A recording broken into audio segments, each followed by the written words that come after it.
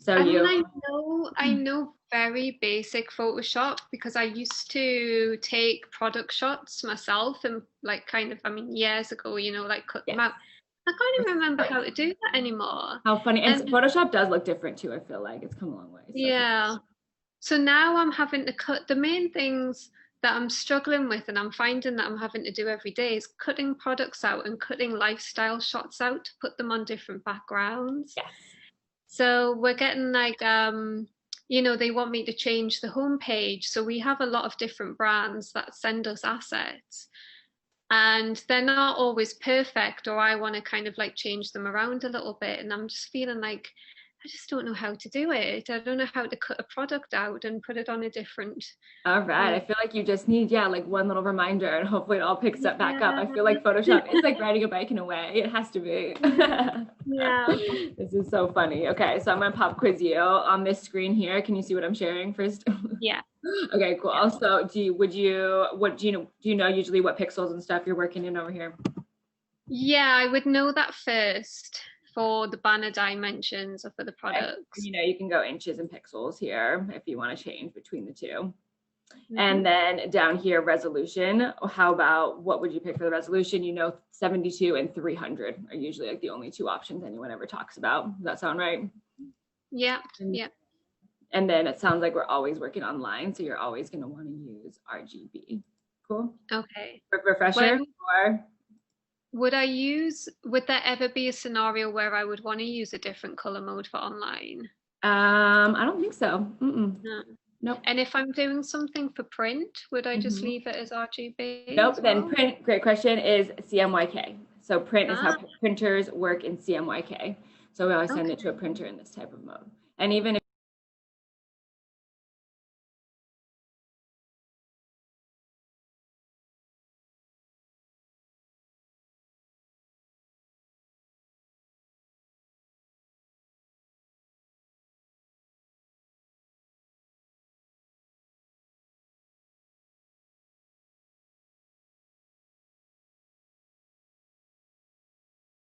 I'll just do something that's like square for Instagram size, whatever. Okay. All right. Okay. So lots of stuff going on.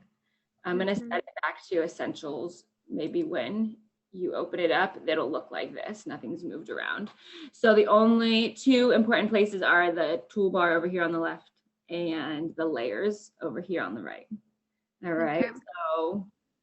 And the rest of this stuff, like it's all really like move aroundable. So all of this stuff, you can like click on it and drag it out, or you can just like close it if things are like getting weird, like right click and close. Like what are all these things? Just close them and get them out of there. All you need to worry about is this one that says layers right here.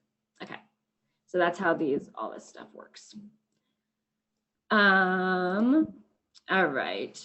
So we did new file menu. And so I want to talk about importing an image, right? So they'll send it to you an email and then you will download it onto your computer and you'll get some kind of file format like this. So there's drag something in is like the first way. Like everybody just drags it in and that's fine. You can totally that easy. So I just go accept up here and now I have it on its own layer. So the second thing is is going to file and it's not even import, it's called place. Where is it? File, place. So silly. So if you wanted to embed, like import something from your computer instead of drag and dropping it, it's this button right here. Oh And wow. I've chosen open. Okay. yeah, well, you can absolutely open it on its own and then change the dimensions Ah, later, but it's best if you start with your dimensions and then bring everything into that. yeah. Okay. So file, new menu, set the images, and then import your new images into that one that you just created. Because like if you did file open, I can always just like drag it in. There's so many ways you can get the picture in there. So absolutely, you can go file open, move it off to the side here, and now it exists in my main project Yeah. on layer 2. So that's importing an image. There's so many different ways to do it. Just get it in there somehow. So this next step is the important part, which is like scaling it up and down. So now that it's in there, it's like you want these white boxes, but they don't always show up. You have to turn this button on right here called Show Transform Controls. See how now I can't see any of these boxes around the outside? I don't know why it's off by default. So if it's not there, it lives under the arrow right here and Show Transform Controls.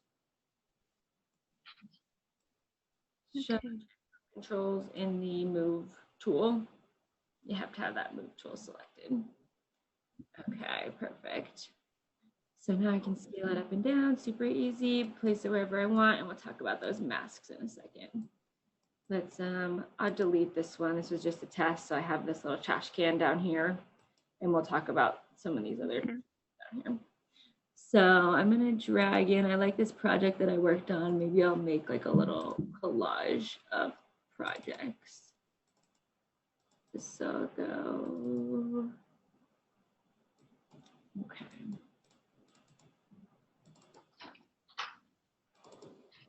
And drag in this one and this one. Did you do the graphics that they have on the wall? No, I did the 3D render. Like this did not exist. And then I 3D modeled and brought in like all the different 3D assets and then set up the 3D camera and then put in the 3D lights and like went back and forth on the layout with them. Yeah, so much fun. Amazing. Okay. So I'm gonna place all these guys around and that looks good to me. All right. So we imported them and we transformed them. And have you heard about smart objects? Does that sound familiar? I'm trying to decide if we should dive into smart objects or not. I have seen smart objects before, but I have no clue what it does. Okay, perfect. Let me explain to you so you're not confused then. So this little picture right here in the corner, that's a smart object. That little image right there tells me that it's a smart object. So that's all you need to know. Okay. Okay. So see how this one right here does not have that picture? Okay, and that one does. So this one is a smart object and this one is not. Okay.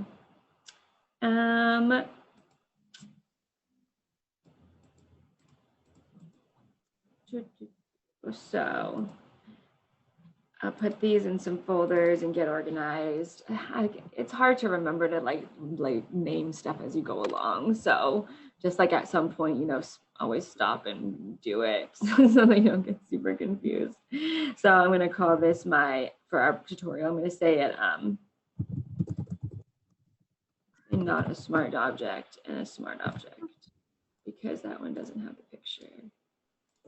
And move these ones into the group so they're indented.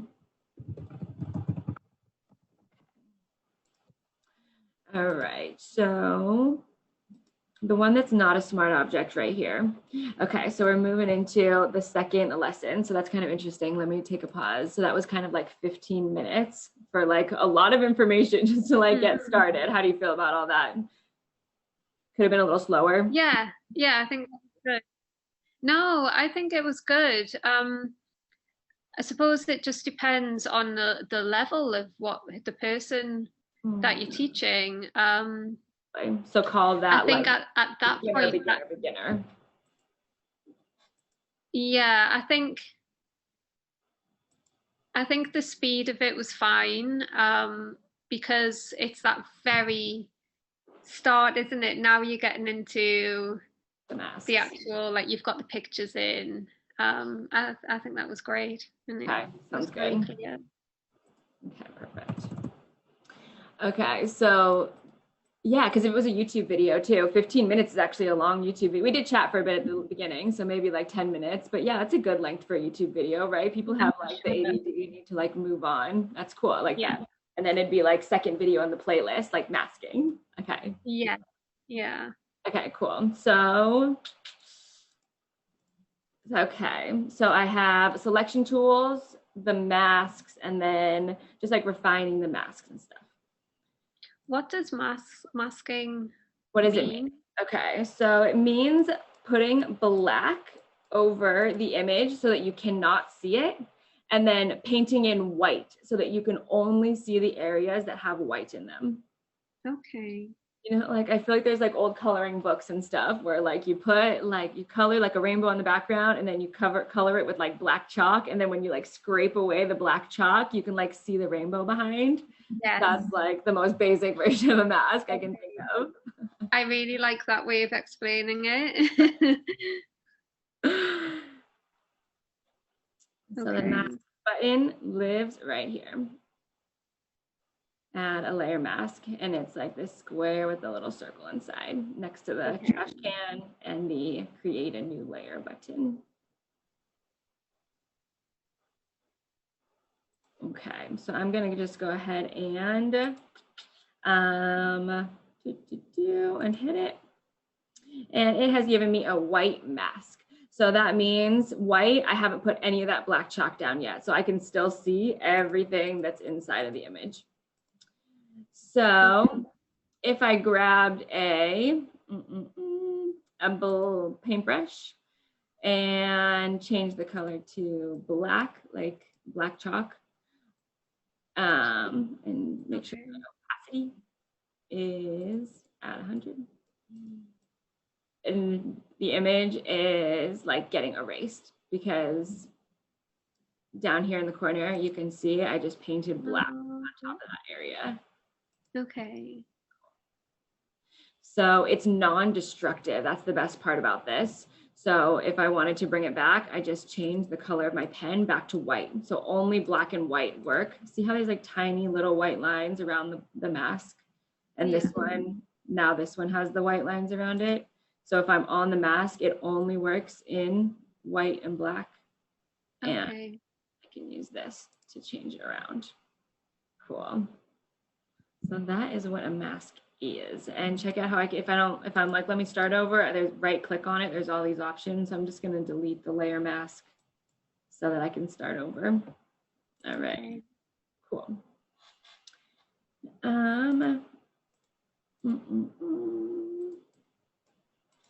Okay, so you might run into, so I'm going to come up here to this one that says smart objects here, and I'm going to do the same thing. I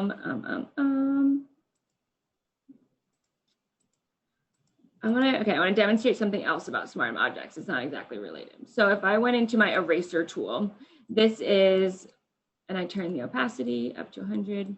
This is destructive. So this is the opposite of making a mask. See how it's gone forever? I can never ever bring that photo back. So that's how we use the masks. And up here, this is a smart object. So if I take my eraser and try to erase on it, look, it gives me this no, you can't erase on top of that because it's a smart object. So in most cases, just say okay and take it out of being a smart object if you need to erase something. How did we get the smart objects on there? Did it just automatically do that? When I went, when I go like, when I, yeah, if you drag and drop something in, it just automatically comes in that way. Right. And if you go file, like open and drag it in, yeah, it's an automatic thing for sure. It just sometimes happens and sometimes it doesn't. Okay. So funny. Okay, so that's how you know the difference. Here's my back, and here is my eraser. So I'm being destructive, and I'm gonna undo that and add a mask and change it to black just to demonstrate that one more time. Black. And I'm gonna flip on and off the eyeball so I can remember which one I'm even looking at. I always do that. So I'm like, what layer am I on? Toggle this on and off just to remind yourself. Okay. How did you change it to black? Sorry, what did you hit? Ooh, the pen. Okay, so you hit the paintbrush, yeah. Yep, you just have to be inside the paintbrush tool. And then down here, you'll see all the options for your swatches. There's only two here because they just give you like a backup option. Like if you're using black and white, which you're gonna flip through a lot, which you're in the mask, you just click this little arrow here to paint in black and then hit the little arrow to paint in white again. There's no reason, that's the reason there's two there. Cool. Okay. Okay. So that is masks explained. It's not destructive. It is. Okay.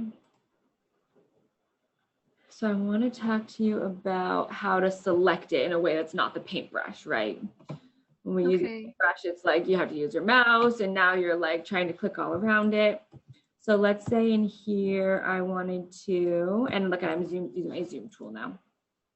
So just clicking in, and then up here, I can change it to negative. This is called like the properties of the toolbar properties panel right here. So if I'm on the marquee, that's why I can see these options. If I'm on the paintbrush, that's why I can see all the paintbrush options up here. And if I'm on the magnifying glass, that's why I can see the ins and outs of the magnifying glass. Okay, so let's say I wanted to mask out an area to drop in a logo or something, right?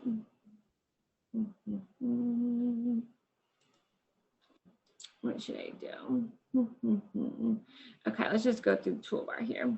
So the second one is the square. So if I click and hold, I have more options. So a circle or a square. So if you had like a logo and it was a perfect circle and you felt like it like had some like stuff around the edges you didn't want, you would just go make the circle. And then with the right layer selected, hit the layer mask and it only keeps what's inside the circle. So check out how it made the whole outside black and it only kept what's white on the inside. Okay, so I'm gonna undo that. And these things are kind of tricky. See how this like this dotted line is still here? The way you get rid of that is just by clicking once anywhere to get rid of it. Just click around and make sure that thing's out. Because sometimes it gets tricky with like, you can't paint if there's like a tiny little thing like that. I always get stuck on that, or my students do anyway. Okay. So the second one is this polygon one here. So now I can make a really straight edge mask. Spend hours. And I'm going to hardest to easiest. So you'll see how easy Photoshop makes using these masks. This is OG way of making masks right here. So with that closed, I can hit my mask button and only keep the area that I have inside my mask. You need to fashion. Okay, so going down the list, here's the magnetic one. So this one is, I remember thinking was super cool, but there's even better options now. So this one is, instead of like having to click, click, click as I go along, I can just drag it and it just like clicks to like automatically like goes towards the colors that are even. So try really slowly to just drag right along that line, it just like knows to follow me. So that one can be useful sometimes. And again, all the options for it are up here. So if you ever feel like changing something like this so that it, so that, I don't know, if you feel like getting into the stuff there. Okay. And again, I need to make sure that thing is gone. So I'm gonna go back to this tool and deselect. Okay. So let's go even easier. So this is the new magic tools right here. So I have object selection tool, quick selection tool, and magic wand tool. So object is literally draw a box around something and it like does the work for you. Wow. So cool. That's amazing. So that's called, so that is right here. It is like a little arrow pointing at. Okay, cool. So let's go ahead and do like one more let's start from a real life example here. So I'll do 1800 by 1800 again, pixels for a square Instagram. And I will keep this at either 72, I think it only has to do with print. Let's just keep it at 72. And then for web, RGB, perfect. Okay. go to my Zoom, kind of zoom out, get situated, get ready to start working. And I opened up Google over here and on the side, and I typed in logo designs. And I'm gonna grab this picture of famous logos. Copy it and paste it in here. Okay, and it's terrible size quality. So it drops it in at the quality that it is. So the fact that you already set that artboard, if you drop it in here and it's really, really small, that's the quality that it wants to be. So if you use your tool to scale it up, like it's just usually not a good idea. Like at that point, if it comes in like this, you tell the client like, oh, hey, I need a higher quality. That's all you say. So like, oh, it just saves so much stress. Like as a graphic designer, knowing that you scaled it up and you shouldn't have, like literally, I like lose sleep over it. So just like try your best to be super stern and be like, I don't feel comfortable up-resing it. And then that's on them to be like, okay, I give you approval to up-res it, whatever happens. I guess you get the opportunity to test it out on the website, huh? Because you're not sending it to print. Yeah, yeah. So what a smart object is it like packages up the graphics and like the pixels so that you can scale it up and it like saves the quality a little bit. So if for some reason you did have to scale up something like this, that's when you use smart objects and scale it up. So the rule of thumb is like never scale something up like this if you have not made it a smart object before, because it will just destroy the pixels. But Photoshop includes smart object to help you smart up-res things. That's the best definition of it I can think of. So smart object when you're scaling. Let's do an example and see if it looks different or not.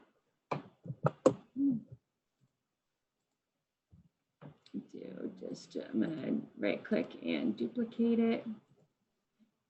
And I'll make this one a smart object and scale it up. And I'll make this one. Oh, you little dog. Surrounded by pets. All the neighborhood dogs are probably like going out for their morning walk. She's like, I hear you. Okay, and I don't know if it looks that different, but okay. We'll say it does. So cool. That is a good smart object chat.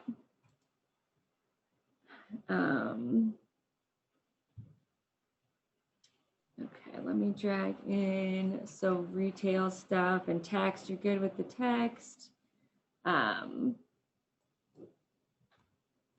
Logo. Let's see.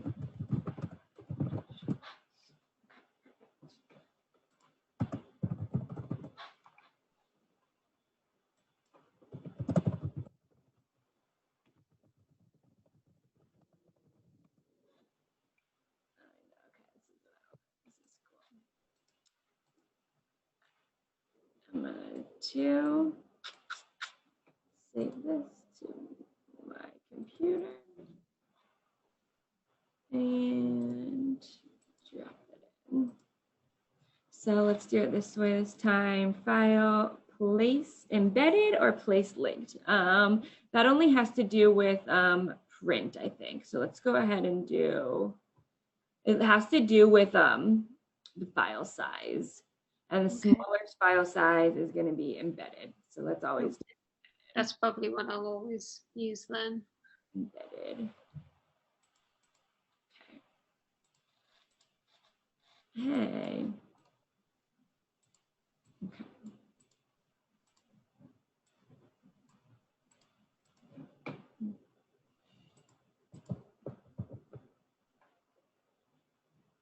Okay.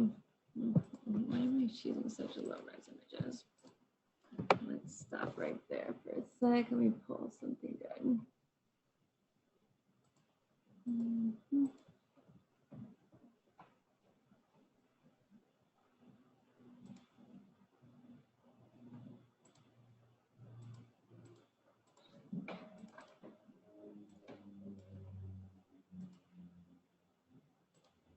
Save it the way you would do it.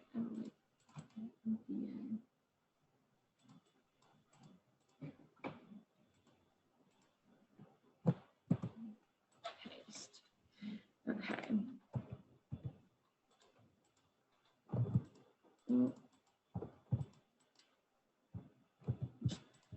I guess I'm trying to decide how would a mock-up look that you would work on? So you're saying like a Photoshop, like pulling the product out, you said at one point. So pulling Yes. white backgrounds. Yeah, so maybe I would want to pull those two boxes out and put them on like a different colored background with a logo and a bit of text.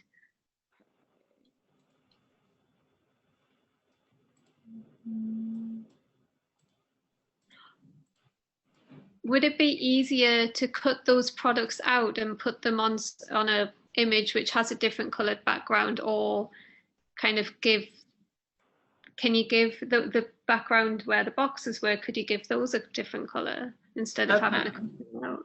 Great question. Thank you. Okay, perfect. So always work in the file that you create first, because it's already the perfect size that you need to go to print with. So don't worry about working in any other files. You just bring it in here and you're good to go. So the way that you would bring in a new background is by using a new layer. So like with the paint bucket tool and dropping in blue back here. I can change the background, but like you mentioned, it has these white on it. So let's go ahead and take these out. So by using those masks and that one masking feature that we just talked about, yeah, here we go. I can just grab my layer with the product, grab my object masking tool, draw a big box around it, and it did the hard work for me. That's amazing. And so now here's that mask button. Yeah. And so now it exists as just the product by itself without anything. Amazing. So like, yeah, perfect. So with the box right here, let's see if it works. Maybe because it's white on white, it'll think it's too difficult.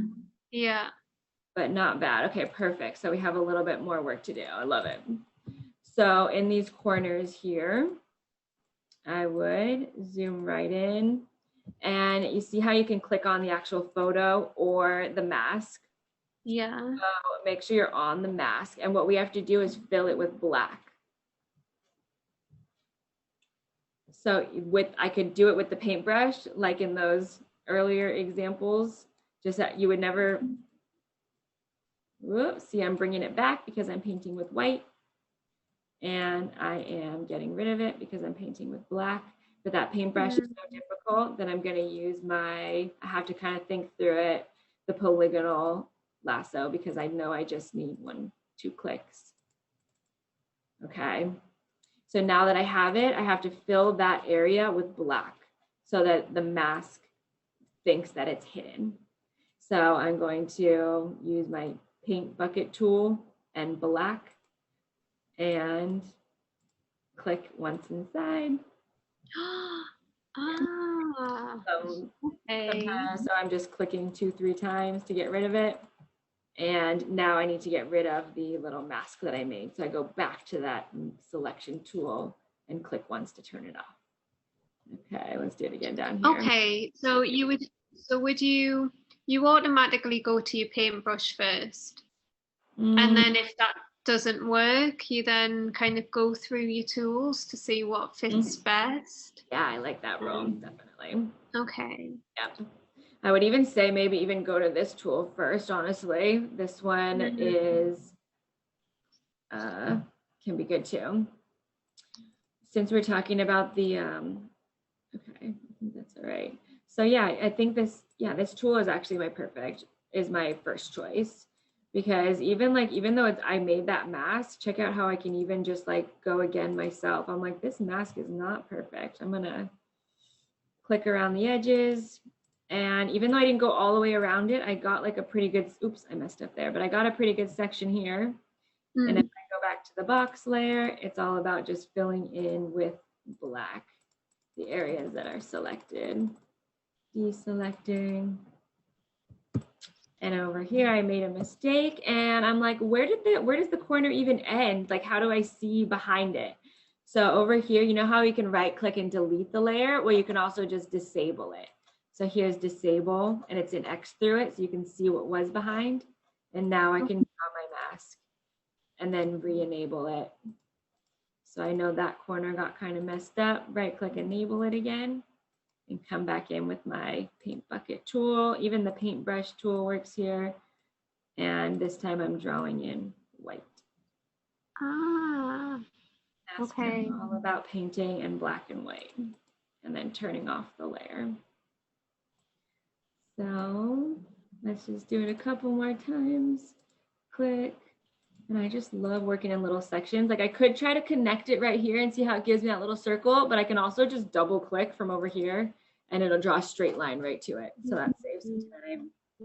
Paint bucket. I can't remember if it's black or white, so I'm just gonna try both. Don't worry, just like go in there, get dirty. Okay, and oh, look at that, that's ugly. So I'm gonna go with my paintbrush, and this is a good opportunity. Something that, you know, there's no like tight edges. I just need to clean it up a little bit. Okay.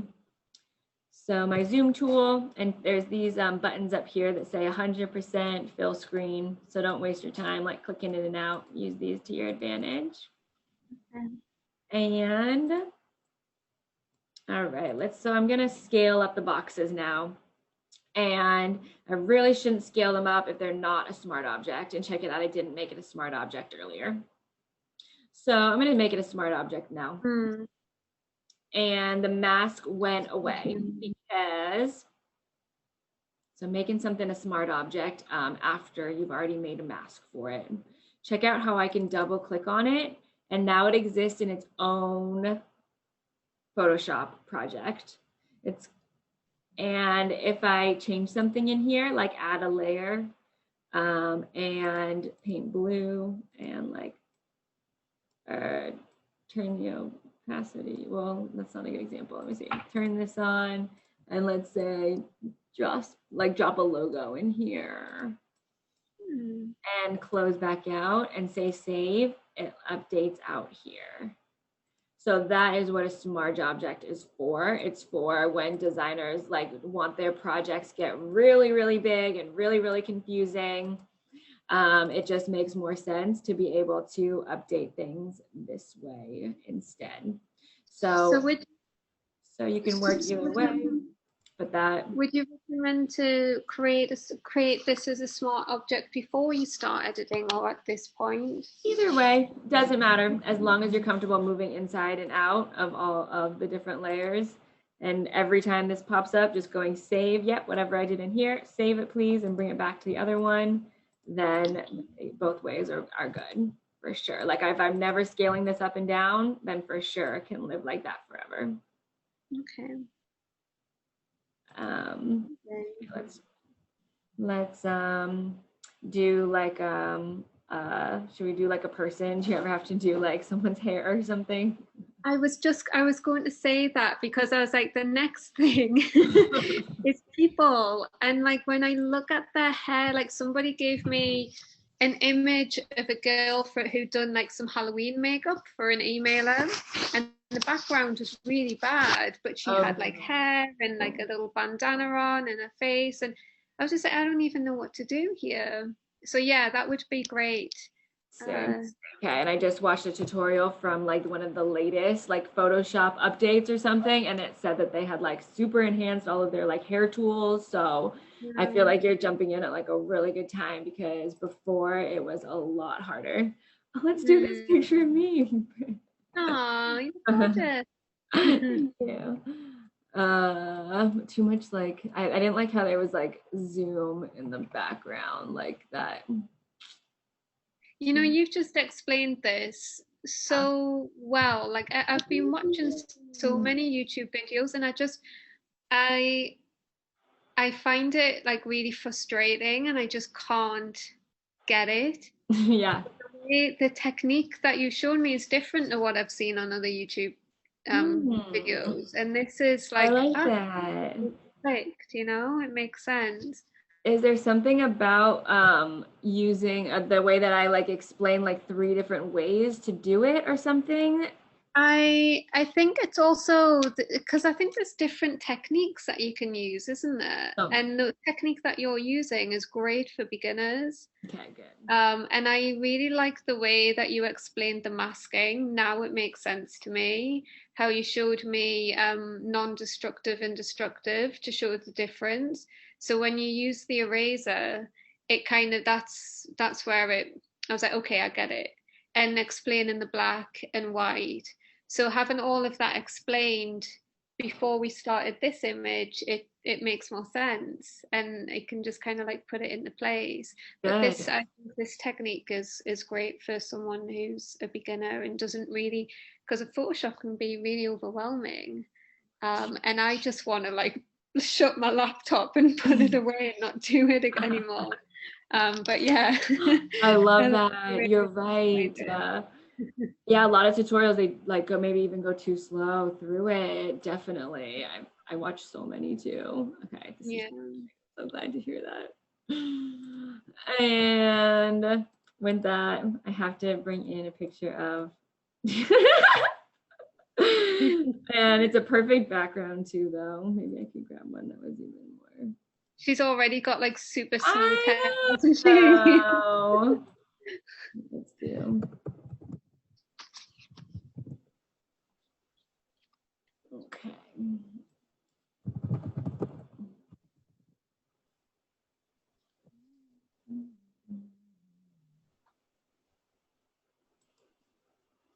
Like an influencer or something and being like, let's take something off their Instagram and like make it work or something.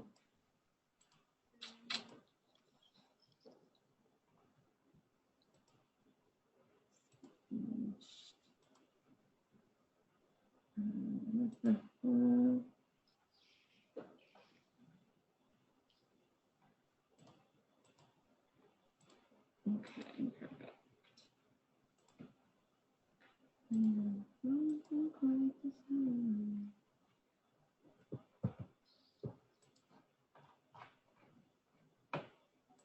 Okay, I too distracted. I'm like, I could look through Google forever. Let's just go with this. Okay.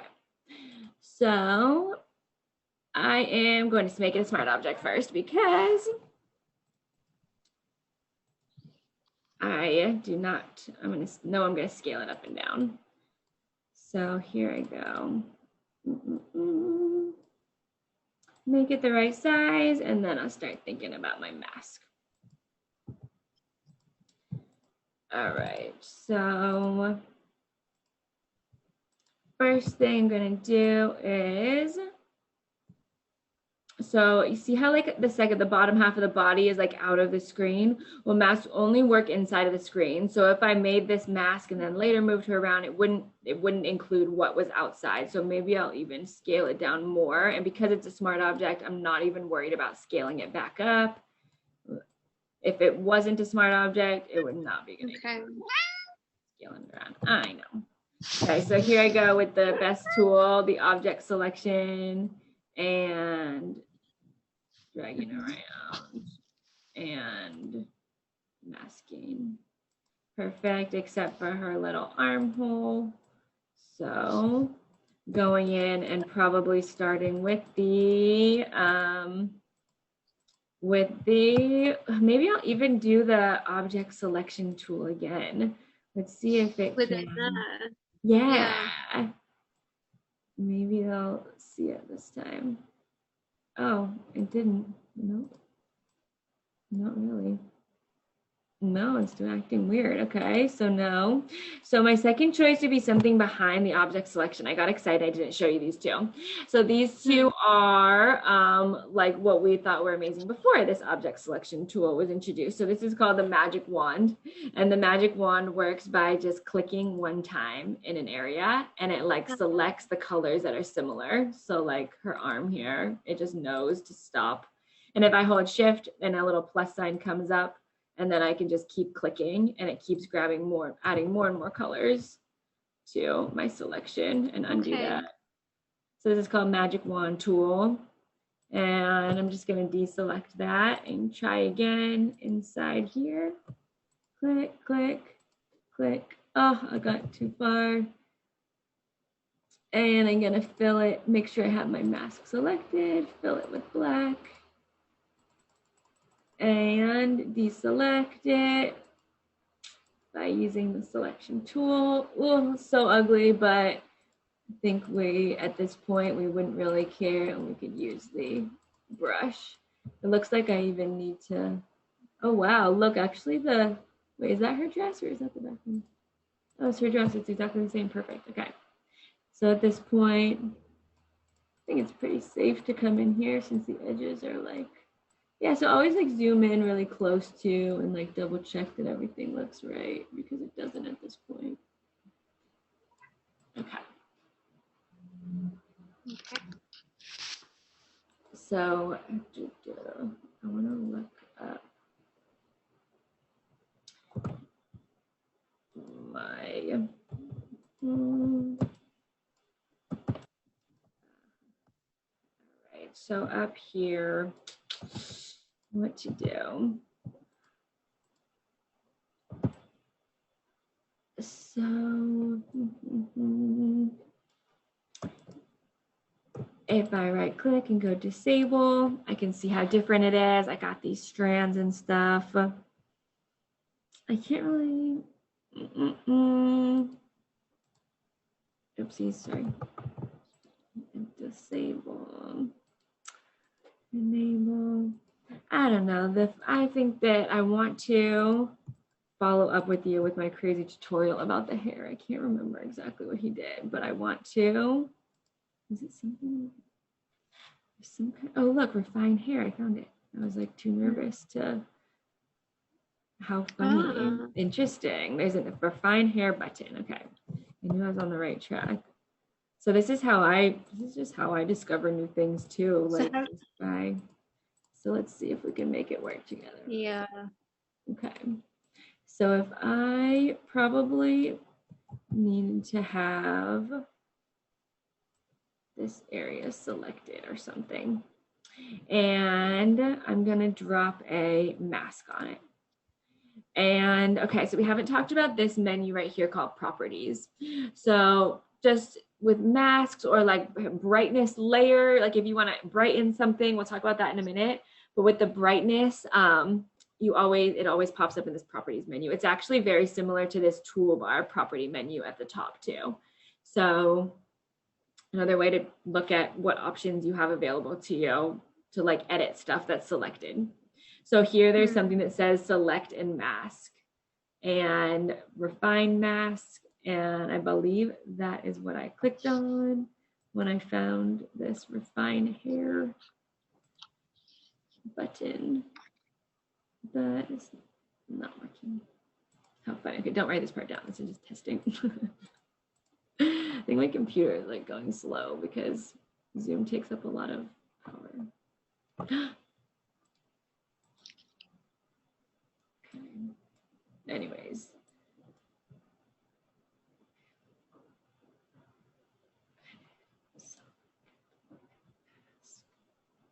It's not even working at all. Like, why is it making it gray? Okay, over it. Okay, we're not doing a hair tutorial right now.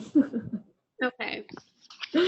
So there's nothing fancy about it. It's just using those masking tools and using different brushes maybe would be a good way to do it. Like sometimes if it's like, there's like crazy brushes that make the brush look like different strokes and stuff. So let's look at that. I'm seriously having a frozen moment.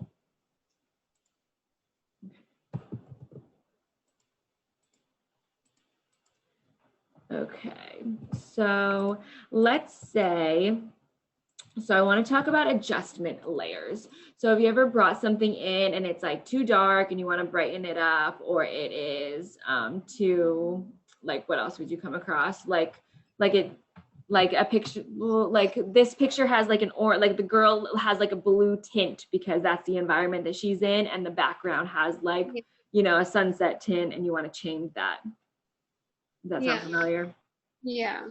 Okay, so those are called adjustment layers. So I want to show you where those live. And I'm going to use my object selection. Oh, yeah. Computers.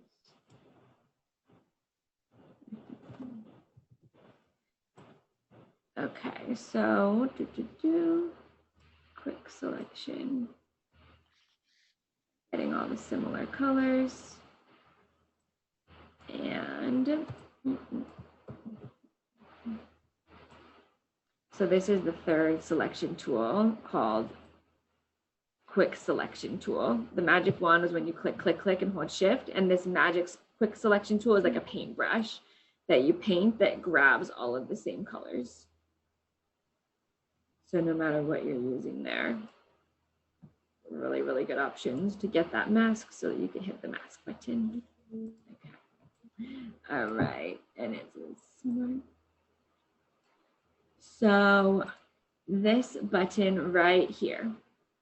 So we talked about the trash can, the plus sign, the mask, and right next to the mask is this one with the circle with the two lines through it called create new fill or adjustment layer. Okay, so all these options pop up, but the most important are just brightness and contrast right here. So if I click that, it brings in what looks like a brightness and contrast adjustment layer. So this is where we talk about that properties panel.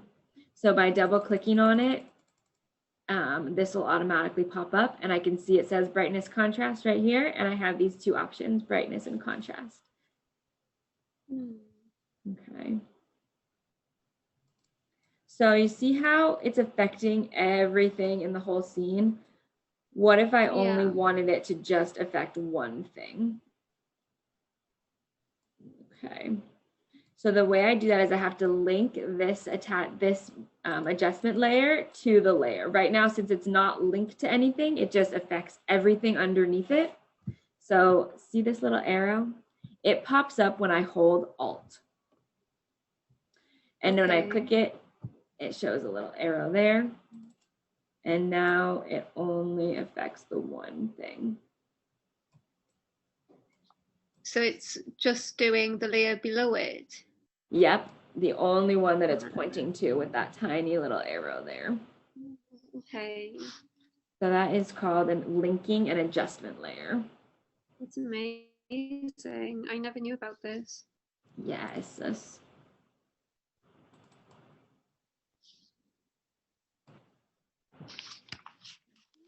So much power.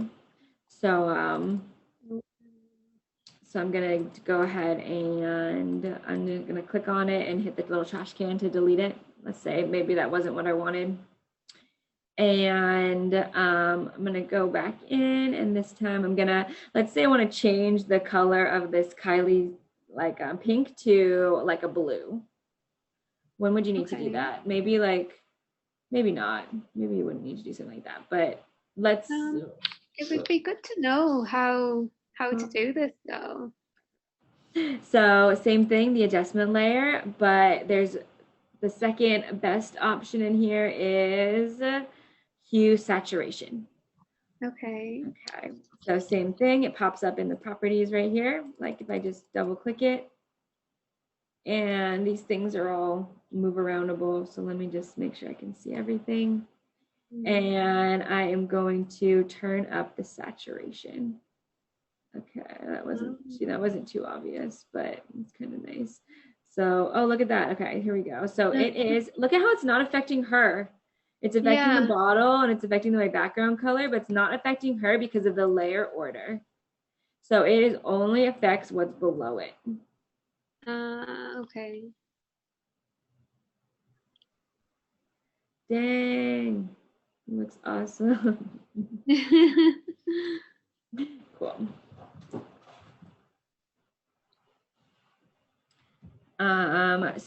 So if you want it to apply to everything, you can do that. Or, so here we go. This is a great example. So the client's like, I don't know what color I want the background to be. And so you could sit here and you could go new layer, jump in here, check out the pinks, paint a new one, and now you have all these different options to show them.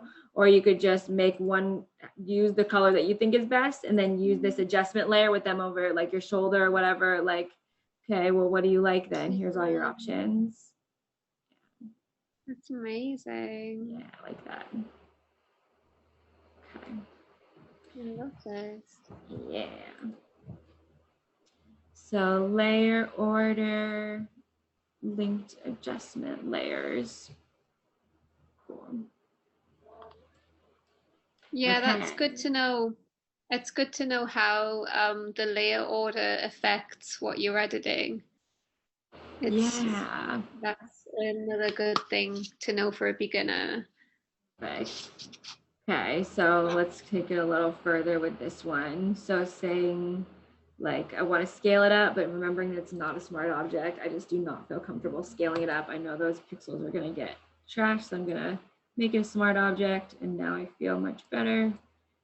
And I'll make it the whole size of this, and I just think it's interesting, I guess, how it's sitting in front of her. So let's say, so I can, so let's say I want to,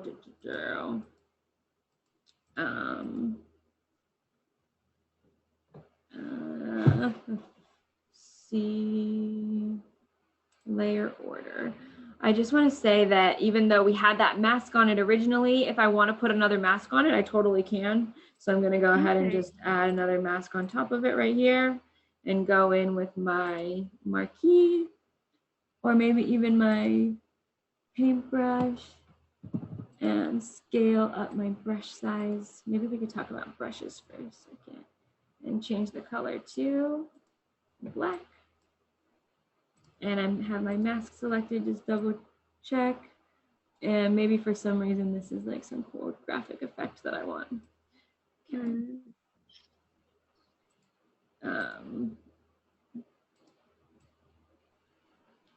Okay, cool.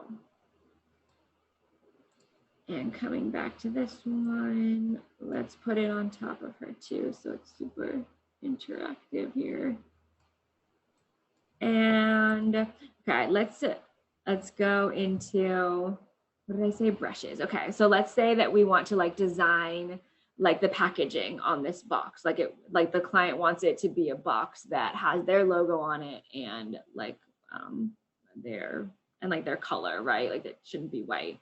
So I'm gonna double click on it to start working on it. And how cool, like I'm only thinking about the box, like I don't even care about anything. And so it's kind of nice that I can work in the smart object here and like just forget about everything, spend some time alone with this. So that's why smart objects just kind of like help you focus on different parts. Okay, so I have this mask here with the, so let's just go ahead and like paint it with purple and like turn the opacity down. And that's already like a pretty good start. Like now the box is definitely purple and I just need to give it the same mask so that it doesn't go outside. So I'll just grab that to grab the mask. But this time I'll mask it on this one instead. So now it only, the purple that I paint inside here only affects what my mask. So amazing. Yeah. Yay. And if I just X out of here, it asks me if I want to save it. And I say yes. And back out here.